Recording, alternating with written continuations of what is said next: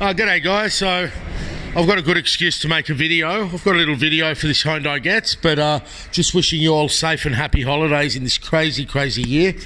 And I've made some like technical videos.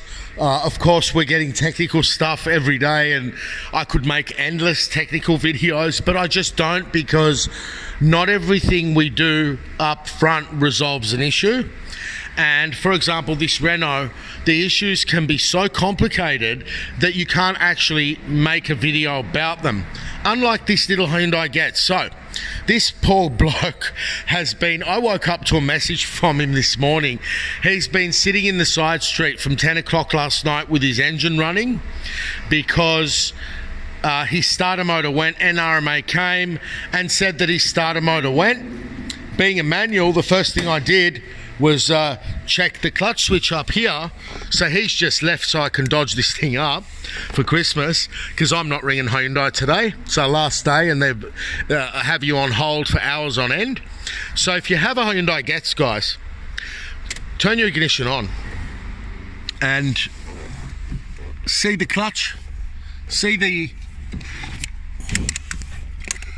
there's something falling out from this bracket up here with the yellow dot, and there's the clutch switch there. Okay, so now we'll set the camera up on the tripod and we'll push the clutch switch with our finger and start the car. So there's the clutch switch there. Oh, this is horrible to do. There's the okay, can you see the clutch switch? Can you see that something's missing off this bracket? And there is the clutch switch, right? I can't reach it with my finger, right there. Okay, it's got the wires coming out of it. In the worst case, you would put a clip on there and connect the red and black wire to the clutch switch.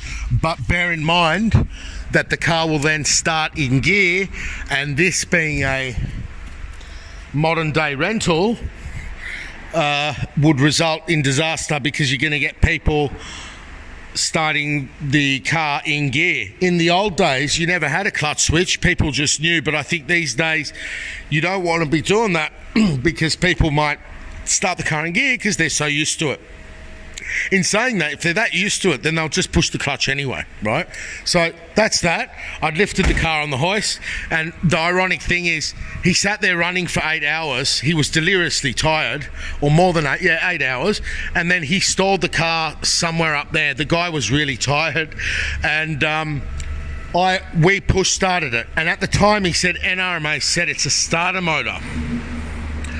And you know, we often can overlook these things as well. When you get really busy and you're under the pump and you're worried about where this Discovery is mysteriously leaking coolant that no one can find, all of a sudden you forget to check the clutch switch.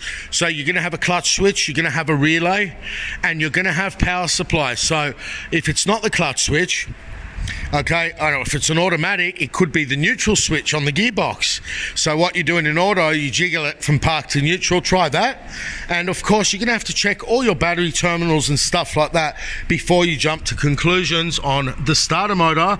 Now, to get to the starter motor on this car, you would be able to, if the engine was cold and you pull this airbox out, you would be able to get to the starter.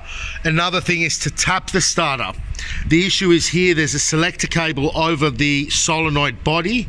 I can sort of see the solenoid body through here, but again, very difficult on the Getz to tap the starter motor. So that's a good result.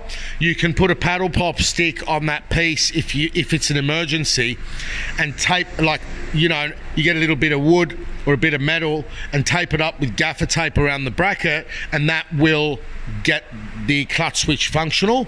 But from the manufacturer, there's a plastic stopper there, and the reason they have a plastic stopper is because you're going to have some type of adjustment that you shouldn't be touching up on the clutch pedal. Anyway, hope that helps. Have a safe Christmas, and we will speak to you next year. Bye.